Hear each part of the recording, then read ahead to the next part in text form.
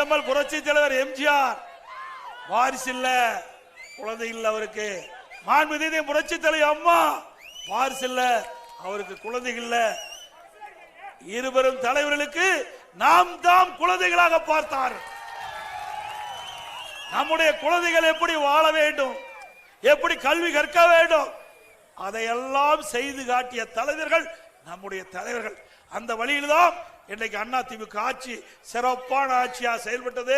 பள்ளியில படிக்கின்ற குழந்தைக்கு காலனி, சீருடை, விலையில்லா புத்தகம், நோட்டு, கொண்டு போறதுக்கு பைய, பள்ளிக்கு போறதுக்கு சைக்கிள் எந்த ஆட்சியில கொடுத்தாங்க?